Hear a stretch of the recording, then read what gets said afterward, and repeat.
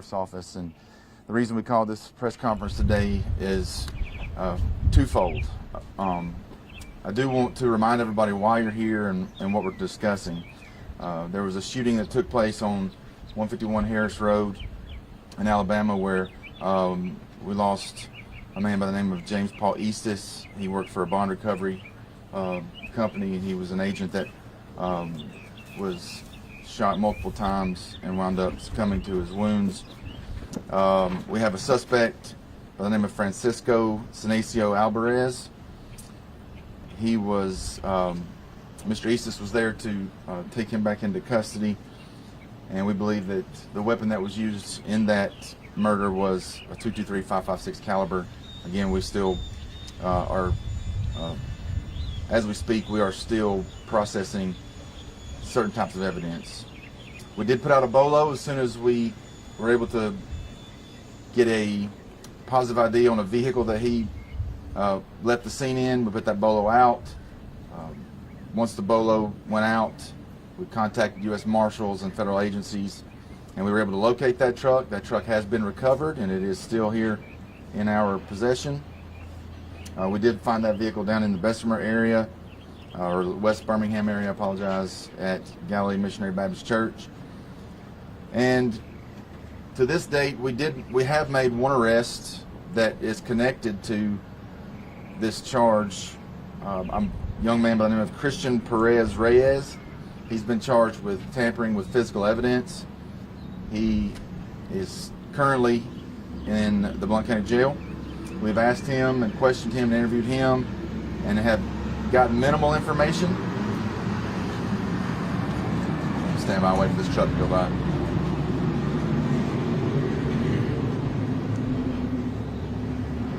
I apologize, we have to do these outside because this is the best place for you to be able to get coverage, but it also is very loud at times, so I apologize. But he is currently in our jail right now, charged with tampering with physical evidence. At this time, I would like to invite Chris McNeil, who is the president.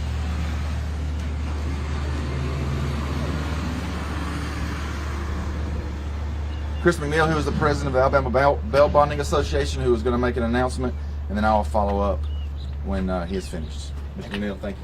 Thanks, Sheriff. Good morning. My name is Chris McNeil. I'm the president of the Alabama Bail Bond Association. I'm joined here with Vic Howard, the vice president of the association, and Jennifer Rubio, one of our board members, and we have several bail bondsmen recovery agents here in the audience. I have a quick short statement. Bail in Alabama is a very unique profession that brings accountability to the court system every day by providing a professional service where individuals charged with crimes are guaranteed to show up for court-required appearances with the assistance of the bail bondsmen and the future recovery agents here in Alabama to bring justice for victims of crime. Today, the Alabama Bail Bond Association would like to assist the Blount County Sheriff, Mark Moon, to bring accountability and justice for the murder of James Paul Eastis, a longtime fugitive recovery agent and the first recovery agent in the state of Alabama to ever be murdered in the line of performing his duties. Today, the Alabama Bail Bond Association would like to offer a $5,000 reward for information leading to the arrest of the defendant accused in the murder of Mr. Eastis. Thank you. Thank you, Mr. McNeil, for that. Thank you for your help and your assistance and all the people that are in your association for what they have done and what they continue to do for us. With that being said, I'm going to match that reward. So for what the Alabama Bail Bonding Association is offering at $5,000, I'm matching it at $5,000, so it'll be a total of $10,000 reward, and that goes to anyone who provides us information that leads us to the arrest of our suspect. We are asking the public to help us. We're thankful for our federal partners, the U.S. Marshals, as well as agencies that have assisted us throughout this process. Again, I want to extend my sincerest condolences and love and prayers to the family, to the Eastis family. I know that they are hurting and asking a lot of questions, and they have a lot of things that they want justice, and so do we. And so we're going to continue to do our very best to follow leads that we had come in as early as 30 minutes ago.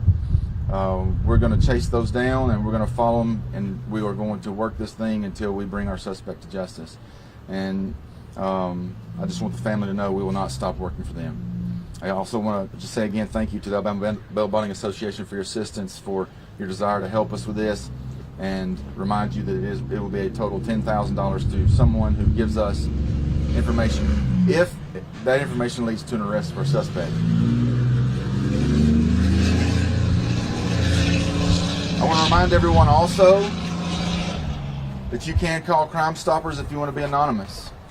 If you call Crime Stoppers and want to remain anonymous, they will get us everything we need. If that information leads to identifying and arresting our suspect, we will make sure that that $10,000 gets to that anonymous source as well through Crime Stoppers. And you can remain 100% anonymous. We are asking for everyone, anyone that has information, please, if you don't want your name out there, call Crime Stoppers. If you do want to help us and you don't care about your name being out there, you can call us at the sheriff's office, and we will do everything we can to chase down that tip, and if it leads to an arrest, you will receive the reward. That's all I have. If anybody has any questions. Is ISIS involved at all in this investigation? They have been involved, yes ma'am. Do we know if ISIS was operating alone? And was backup called or notified? I don't know if he was alone when we found him. I would assume he went alone. Did he have a gun on him? I'm sorry? Did he have a weapon? Yes ma'am. Yeah. Do you believe that the suspect is still in Alabama, or do you believe he's crossed state? We have leads that tell us that he could be. I have gotten some recent information that I don't want to put out because we're going to follow up on it. Can you explain how a bond recovery is typically carried out? I'll let Chris explain that for you. Sure. The bail bond process here in Alabama and in most states, bail bond companies guarantee an appearance for a defendant to appear in court. If that defendant fails to appear in court, the court sends a notice to the bail bond company, and that bail bond company is going to make every attempt to get that individual back in court. If those attempts do not follow through, then the bonding company is normally going to hire a fugitive recovery agent, a licensed fugitive recovery agent here in Alabama, to go out, locate that defendant, arrest that defendant, and place that defendant back in custody. It seems like a very dangerous job. It's kind of surprising that this was the first work-related fatality in Alabama. I guess describe the danger you guys face. Well, I mean, every case is different, but it is absolutely a very, like I said earlier, it is a very unique profession, and it is a very dangerous profession. We deal with individuals every day, those individuals that have been charged with traffic tickets that failed to appear in court, to individuals that have been charged with the worst of the worst murder cases. And, we make every attempt we can to avoid any situation that could bring harm to the recovery agent, to the defendant that we're out there looking for.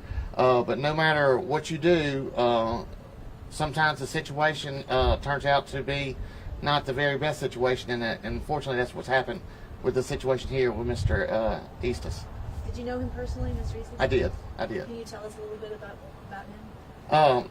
I've been the president for the last few years, and part of my duties is the Alabama Bail Bond Association provides education and training.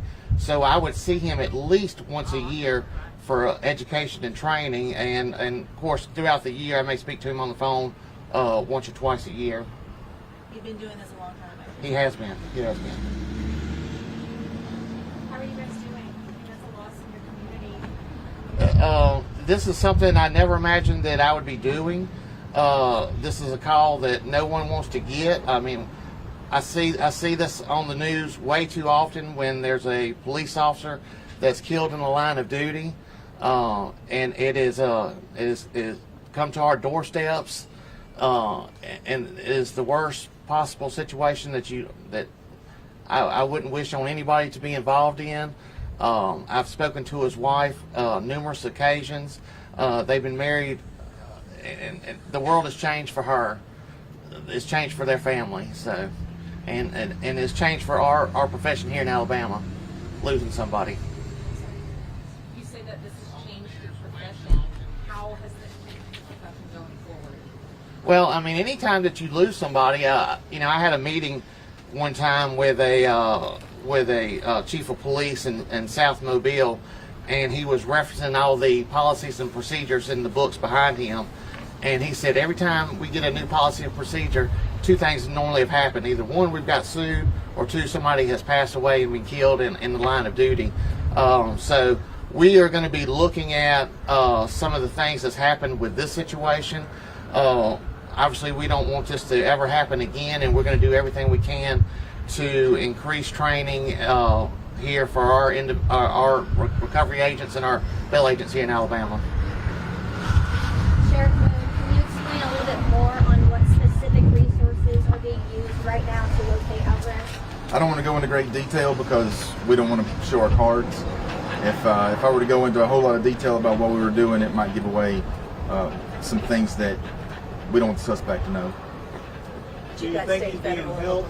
That's correct. Do you think he's being helped, or he's just? I still believe he is receiving some assistance. Yes. Was there evidence of self-defense? No. The recent uptick in ICE activity, does that make your job and bail bondsmen's jobs more dangerous because people are not be so concerned about being deported? ICE has a job to do. It's not an easy job, just like we have a job to do. It's not an easy job. Bail bonding agents have a job to do. It's not easy. And we are here to assist each other and back each other up. If it's gotten more dangerous because of what they're doing, all I can say is we will continue to fight for what's right and do the very best that we can, and bringing suspects into custody. And one more follow-up. Did he reach out to Blount County Sheriff Office for backup? I'm not sure about that. Is there, and maybe you can answer this, Mr. McNeil, is there a protocol, if you were a bail bondsman coming into a county, do you notify anyone, or how does that work? There's not a requirement to do that, but it's one of the best practices to notify. Do you know if that happened in this case? I do not know that answer at this point in time. Okay.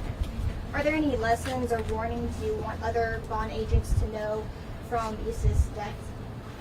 Absolutely. And we're going to be discussing this, and as the sheriff continues his investigation, and once we learn all the facts, and obviously, we're going to be putting that information out there to our agents, and anything that we can do to help them to make their job safer is exactly what we're going to do. Can you spell your name for us real quick? Chris McNeil, McNeil. And your title again? I'm the president of the Alabama Bail Bond Association. So I just want to say thank you again for coming today, helping us get the word out. We are continually working every day trying to find any tips, leads, and answers. We're chasing those down as we get them. And again, just thank you for sharing the story. Thank you for letting people know that continue to put his picture out, continue to let the public see him, and then reminding them that we are offering the $10,000 reward with a combination between the Alabama Bail Bondsmen Association and the Sheriff's Office. Okay? Would you mind spelling the name of the suspect? The one that, The spelling, Francisco. Yeah. Oh, I know. I'm sorry. The man who was arrested. okay, Christian is common. Perez, Perez, Reyes, Reyes. And his picture and information is on our website. So if you need to go get that, it's on the website under inmates. Do you know how he might have been connected to this? We do have some information on how he's connected and why he's charged, but again, that's something we're going to hold tight to for right now because we're still interviewing him and looking at the things that he had, the information that he had, to see where it takes us. What is the immigration status of the one that got Perez Reyes? He is a legal citizen. Okay. He was born here in the United States. Anything else you'd like to add? We need your help. Thanks. Thank you.